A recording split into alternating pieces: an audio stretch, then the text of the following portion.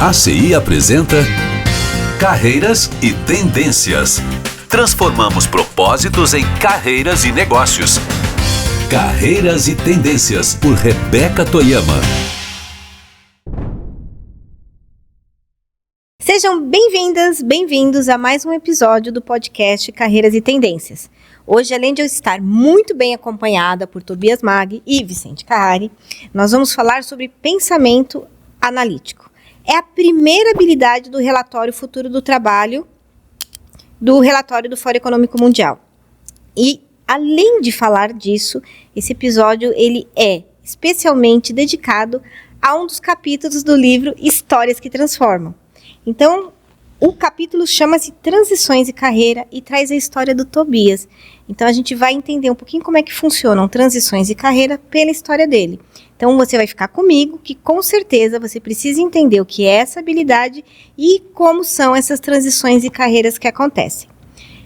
Nesse primeiro bloco, eu vou dedicá-lo ao Tobias. Ele vai contar a história dele, mas quero ler, livro aqui. Formado em hotelaria na Suíça, trabalhou no setor de hospitalidade, alimentação e na indústria financeira. Qual o traço comum? Pessoas.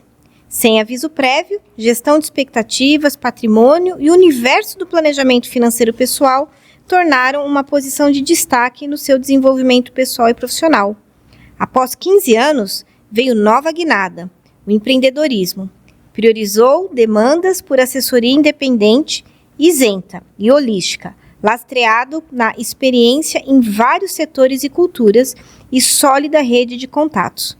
Contribuiu, entre outros, voluntariamente para o desenvolvimento da profissão, na construção de grupos de estudos e cursos, ministrando aulas, treinamentos, palestras, escrevendo alguns artigos para diversos públicos.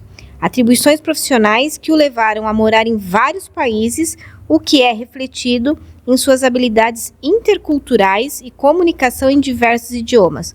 O futuro segue orientando ao aprendizado contínuo, à prestação de serviços, à qualidade e ao cultivo dos relacionamentos, né? Essa é a introdução do capítulo do Tobias, que ele é muito mais do que isso, que também faz parte da equipe da CI, também tem aí no seu repertório excelentes palestras. Mas, vamos lá, eu e o Vicente aqui estamos muito interessados para saber um pouco do seu capítulo, um pouco da sua história, como é que foi a sua experiência, então conta pra gente. A primeira experiência foi uma transição de uma coisa que eu nunca tinha feito. Eu já tinha escrito muita coisa, artigos, enfim, etc, mas nunca tinha escrito nenhum capítulo de um livro. Então a Rebeca me colocou nesse desafio, que foi fascinante. Outra coisa, a oportunidade que eu tive, eu vou chamar de transição também, foi a visão que eu tenho do meu filho. Eu tenho um filho de 32 anos, o Oliver, que mora na Suíça, e que eu até então, isso não faz muito tempo, nós estamos falando de alguns meses, sempre prezei enormemente, sempre tive um maior respeito, amo de paixão, mas tinha assim algumas limitações, que a formação dele, por acaso, é literatura e língua inglesa.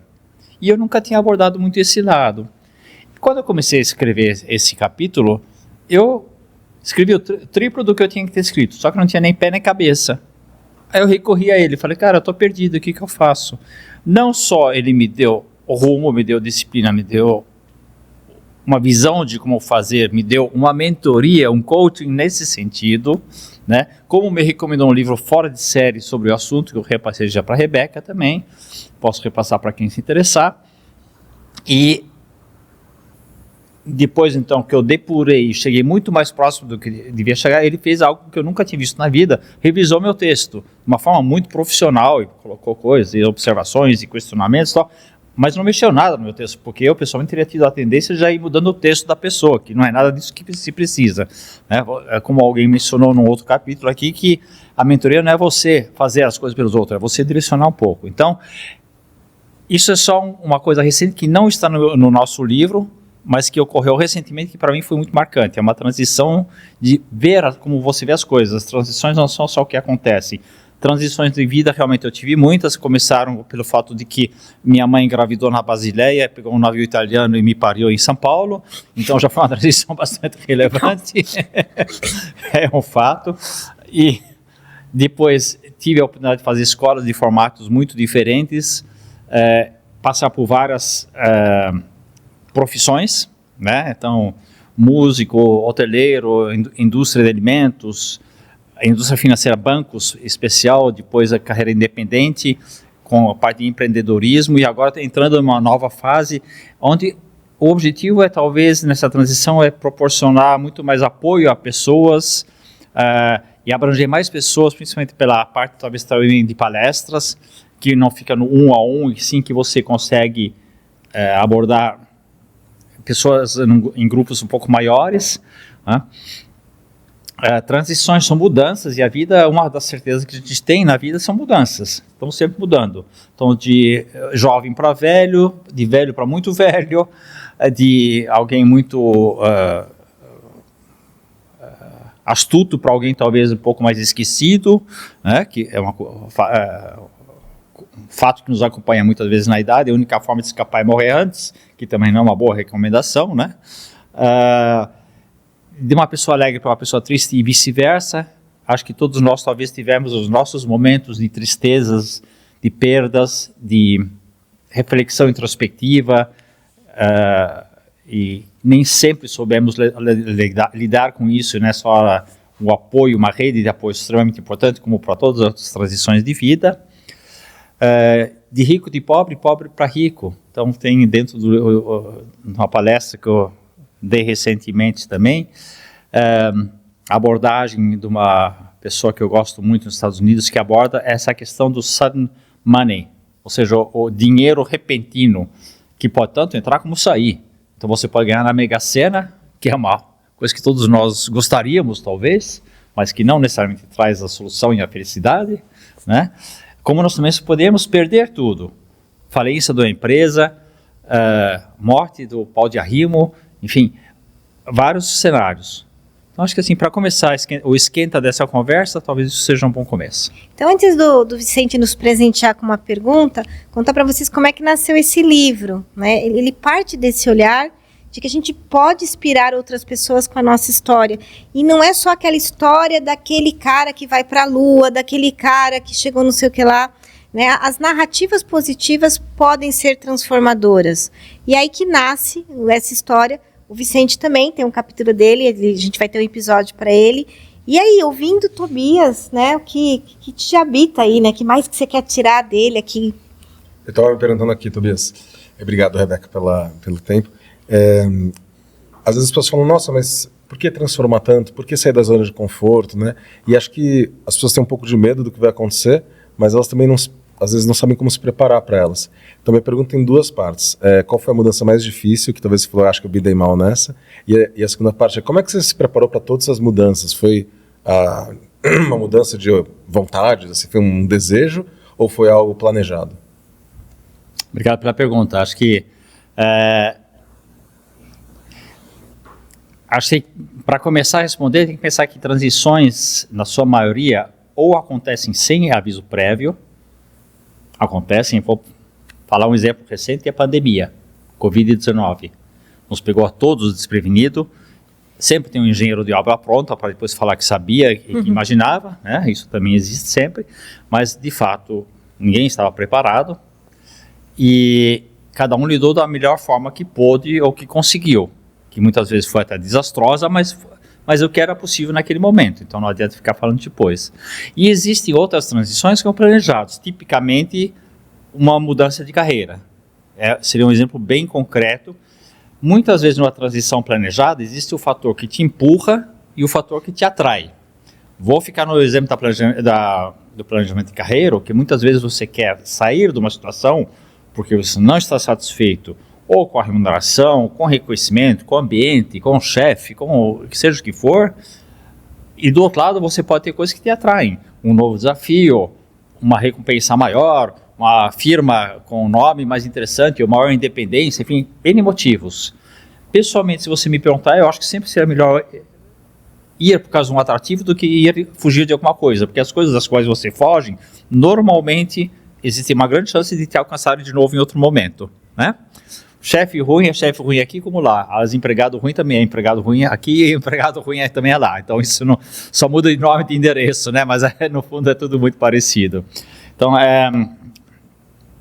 essa era uma pergunta, qual que era a outra? Como que a gente se prepara para pelo menos as que a gente sabe que vão acontecer? Pois é, as que se sabe, acho que você pode se preparar para as duas. Então, a que você sabe que vai acontecer, obviamente você pesquisa, você estuda, não pode ser preguiçoso. Né? Tem que fazer alguma coisa. Então tem que se informar na medida do possível. Hoje com a internet ficou muito fácil, aliás já está ficando difícil de novo porque tem excesso de informação, mas de qualquer forma é mais fácil do que antigamente, que você tinha aqui na biblioteca lá no centro da cidade, pegar a Barça e ficar procurando e aí por diante. Vigia que eles já vão saber a idade do Tobias, depois de ele soltar uma Barça aqui. Pois é, não é segredo nenhum, 69. Vamos lá, Cabrinho. 69, terminando o 10º setênio, então estamos chegando lá. Aí então você tinha essas formas e você tem hoje muito mais alternativas para se informar. E aí tem o famoso network. Network muitas pessoas confundem com o pote onde você vai se servir. Não, o pote você tem que encher, ele tem que alimentar, ele tem que cuidar muito bem dele para você ter uma rede de apoio na hora que você precisa, entre outras para saber para onde você anda. Né? E aí pode ser as coisas mais variadas, família, amigos. E a gente, infelizmente, a gente magoa pessoas ao longo da vida da gente, a gente erra, depois a gente reconhece ou não reconhece. Né, tem explicações, mas não justificativas, mas não necessariamente aceitáveis para todos, mas enfim, a gente faz o melhor que pode no caminho, né? A menos que a gente tenha mau caráter, que também é uma coisa inevitável e existe bastante também. Então, mas é uma questão de opinião, né? Qual lado da balança que você está andando, para saber quem que é bom e quem que é ruim. Então, isso é para coisas que você antecipa e que você está se planejando. As que você não antecipa, vou chamar elas de Black Swan da vida, né, do nosso amigo Nassim Taleb. Cisne negro, né? O cisne negro, que são os eventos altamente improváveis, altamente impactantes e que depois está cheio de engenheiro de obra pronta. São as 3 características do cisne negro. Bom, essas áreas acontecem realmente, normalmente você não está preparado para elas, e você tem que correr atrás. Como é que você se prepara? É ter a postura, eu chamaria isso de uma caixinha de ferramentas. Que é eu tento explicar isso principalmente na minha palestra, na hora de palestrar, no livro nem tanto, mas eu abordo mais a fundo lá, o que vem a ser essa caixinha de ferramentas. Então, no fundo, é você saber que existe a questão das expectativas, você alinhar que nem tudo na vida vai dar certo, né? Como é que você quer agir, idealmente, se acontecer coisa fora do seu controle, né? É você cuidar muito bem da sua saúde física e mental, dormir, fazer algum tipo de, eu não vou chamar isso de yoga, que acho que seria talvez muito pretensioso, mas um mínimo de autorreflexão, se conhecer, que já foi dito aqui hoje também, né? Ter uma rede de apoio para te segurar nessa hora. Acho que é um conjunto de coisas que você pode fazer preventivamente para que, como se fosse acontecer em algum momento alguma coisa. E ela vai acontecer, de uma forma para o bem ou para o mal. E as duas precisam ter resposta. Muito bom. Para finalizar esse primeiro bloco, a pergunta do milhão. A gente conhece, né, a resistência, a resiliência, né, pela capacidade de superar um desafio. E o livro todo, a gente fez questão, né, eu coordenei o livro, a gente fez questão de todos os autores terem a coragem de expor o maior desafio pelo qual ele havia passado. Então vamos aproveitar que nem todo mundo ainda tem o nosso livro. Qual foi o principal desafio que você superou ao longo da sua jornada? Pode ser profissional, mas se o desafio for pessoal, ele impacta também no trabalho, não são vidas separadas. Então a pergunta do milhão é: qual o principal desafio que você passou ao longo da sua vida? Dos seus 69 anos, já que você falou é público, eu posso falar. Não tem problema nenhum. Ainda mais disso, pelo menos, é muito mais uma prova de amadurecimento e de sabedoria, e onde a gente substitui o que tem em cima da cabeça, oxalá por alguma coisa dentro, mas também isso é muito relativo. Enfim, acho que o maior desafio, de longe, foi aquilo que eu mais gosto, pessoas. Eu adoro pessoas, amo pessoas, gosto de pessoas, sempre me voltei para pessoas. E os maiores desafios que eu tive na vida foi ligado a pessoas. Tá? E isso não é mostrando o dedo para o outro, falando que ele ou ela é culpada. Porque muitas vezes, aliás, normalmente precisa de 2 para brigarem, né? Ou para não estarem de acordo. Mas ou por falta de julgamento pessoal apropriado, por falta de maturidade, por série de fatos, ou por responsabilidade, talvez, de atos ou desatos de outros, lá nasceram os meus maiores desafios, de longe. Pessoas. Próximas, normalmente mais próximas do que distantes. Então, nós estamos falando de pessoas com quem você trabalha muito proximamente, né, colaboradores, chefes, e não são quantidades, são poucos, mas são marcantes, né? Ou própria família, que aí também a dor é um pouco mais profunda, e sem querer entrar na polêmica de a quem cabe a responsabilidade, você conhece um pouco da minha história, são coisas que marcam bastante, que não são fáceis de superar. Então assim, falando, né, de transições e expectativas, não tem essa separação entre vida pessoal e profissional. A gente tem que ter um olhar integrativo, né, que inclusive a gente fala, a academia de competências integrativas é justamente para a gente entender que um ser é feito por partes, essas expectativas e transições também. Bom, não só a história do Tobias, outras 19 histórias incríveis estão no livro, então vou deixar aqui, antes de encerrar o primeiro bloco, vou deixar aqui na descrição do episódio o link para você comprar o livro e aí conhecer em mais detalhes a história do Tobias, do Vicente. Não a minha, porque no livro está a história da CI, né, a história como é que a gente chegou onde chegamos, e te aguardo no próximo bloco. Acreditamos no potencial humano. São as pessoas que podem transformar o mundo. Carreiras e Tendências, por Rebeca Toyama. Realização: Academia de Competências Integrativas.